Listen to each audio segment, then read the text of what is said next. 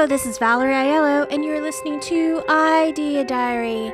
Thanks for coming back to my office and hanging out. So, my weekend was crazy, and it took me some time to get into my schedule and back into things, but I'm back. Kind of took 2 days off there, which is fine. I'm not sure that anyone's paying attention. However, I watched a ton of YouTube videos. I learned a lot. I'm one of those people that I'm either working or sleeping. And if I'm sleeping or I'm in bed, relaxing, I'm constantly learning. It's hard for me not to watch a movie or watch a TV show or stop and not kind of be paying attention to like a million other things, trying to learn something. It's rare when I can just let go and escape and watch stuff. And in typical Valerie fashion, I just watched a ton of stuff on YouTube. I learned a ton of stuff while I was nursing a hangover and taking naps and enjoying myself.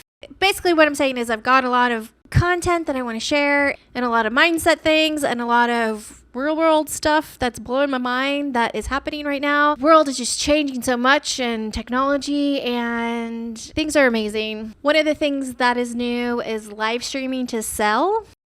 Kind of like a QVC on a one-on-one personal social media level, and it's crazy. Like the way that it's happening, I just see so much potential, and I don't think many people know about it yet. I certainly didn't know about it until I saw some people doing it. And then I watched a huge long video by Professor Nez about Amazon live stream.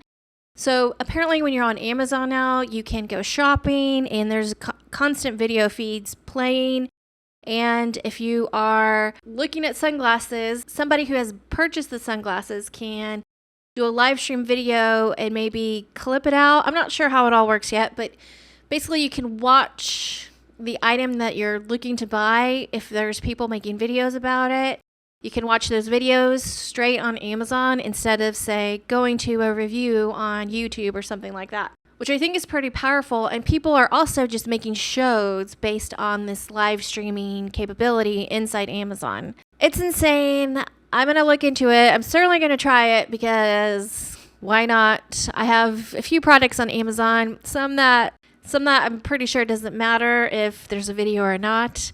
People will or will not buy it, and some that I think would definitely help if there was a live feed video of myself and especially other people talking about how good something is or isn't or how valuable it is or whatever. So I'm definitely extremely excited about that. I am doubling down on pretty much every business needs to be a media company now, and I don't just mean social media. Posting is not marketing, in my opinion. Creating content that brings value of some kind, be it just fun or learning something, whatever it is, you have to have a show. I sort of feel like a jerk saying that, like, where's your show? If you're serious about selling this thing or doing this thing, where's your show? How do I learn about it how do I hang out with you daily or weekly or whatever it is? Everyone needs a show. Now, apparently, everyone needs a live streaming strategy to sell product, and there's just so much fun of things happening right now that, honestly, I feel like the amount of work that you put into it can actually make your life easier.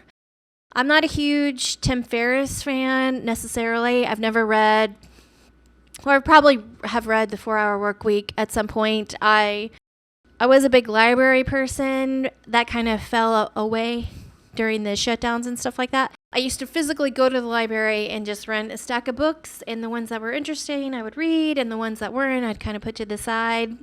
I especially like doing that with graphic novels. I always had like a stack of 10 graphic novels in my house at one point or any point, and I wouldn't necessarily read every single one, but I'd flip through for just art inspiration, and then I would definitely do all the business books. Just instead of buying whatever the new cool book was, I would wait for it to be at the library, and then I would rent that book and 5 more and kind of keep them around. And some books I would read, most books I wouldn't, not in its entirety. I definitely would go through chapters and skim it, and I don't think you have to necessarily read every single book you check out. You can just check out a huge chunk, and even if you only read one, by the time they're due, you just give them back and you go on to the next chunk and see what connects with you. I'm personally not the greatest reader in the world. It takes a lot for me to be connected to a book and from start to finish actually read it. Back to Tim Ferriss, I was never really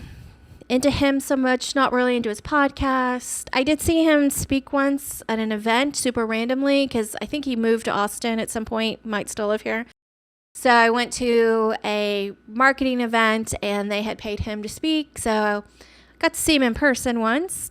A lot of people say the same things, and it's just the way that they connect with you. That's why there's always room for more. There's always room for more art or more positivity or more people saying simple stuff, because sometimes your personality and who you are just makes a difference to people. And some people can talk and I don't even hear it.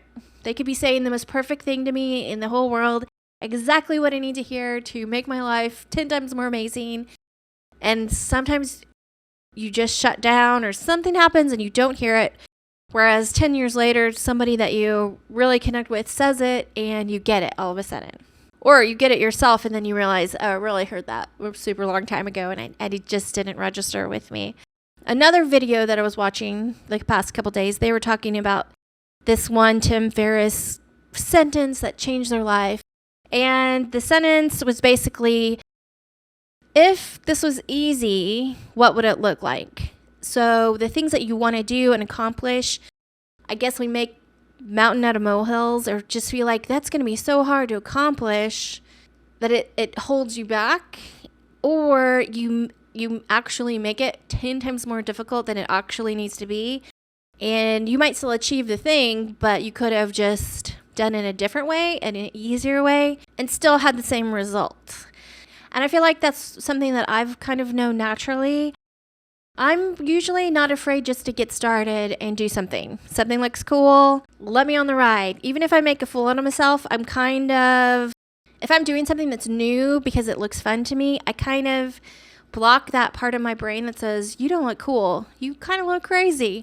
If something looks fun, I'm ready to go. I'm ready to go for it. I'm ready to try. So that's just my personality.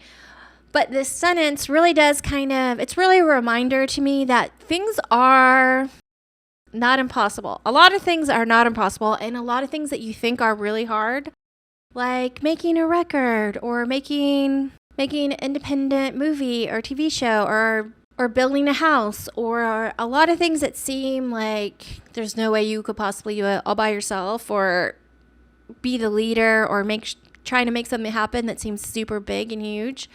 A lot of times it's really not that hard if you just get started.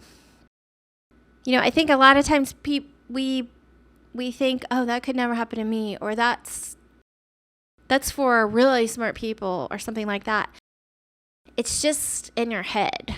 You just got to pull yourself out of feeling sorry for yourself or being down on yourself. You just got to get started. For example, I had a food truck with some friends. I had a gift shop that was supposed to be with friends but ended up being by myself. Going through the process of buying a food truck, making it legal, getting started, and selling food. Once we went through the process, I was like, oh, this is a lot easier than anyone would think. And actually, I did it on the super cheap end of things. And I figured out, you know what? Even though this was really not expensive to open, I could have done it even cheaper. There are other ways to do it that could have made it even easier and still had the experience. Same with the gift shop. Literally just doing a few things of paperwork for your tax stuff and renting a space and putting some stuff in it and opening the doors was all that it was. It was not, if somebody asked me to open anything, if it seemed interesting to me, I would be like, let's go. How long do I have? A day? 12 hours? A week? A month? I would figure out what's the time frame and just go for it. I hate spending money and I'm very cheap. So I will figure out the cheapest way possible to try something out so my loss is at a minimum. But you could do things without losing your shirt and try the things that you want to try and get a lot of experience and do something. And I'm willing to bet after you've accomplished your thing, you're going to look back and say, wow, I really made that to be much more of a big deal than it was. And I don't know, you tell me. You can go to valerieaiello.com and send me a message on whatever social media is your favorite, or just send me a direct email in the message box and I will get it. And I'm just curious to know what feels super big to any of y'all that you feel like you would really want to do if it wasn't hard. Because I think if you answer that question, even yourself, you could just do it. And I don't know, I'm just curious if anyone out there wants to tell me about their molehill that they're making a mountain out of. I don't know. Whatever that phrase is, you know what I mean. So today's show is brought to you by the song of the day, which is A Flock of Seagulls. I have always called them Flock of Seagulls, and today I realized that is incorrect. It is A Flock of Seagulls. And the song of them that I really wanted to maybe suggest go listen to today is a song called Space Age Love Song. And it was a hit, I think, so you probably remember it. But you might not remember that it was from the band A Flock of Seagulls. And it's a good song. So I guess that's the show for today. And I will stop being lazy, get back to my schedule, and see y'all tomorrow. Hopefully, if you come, if you show up. I'm here. All right, see you later. Bye.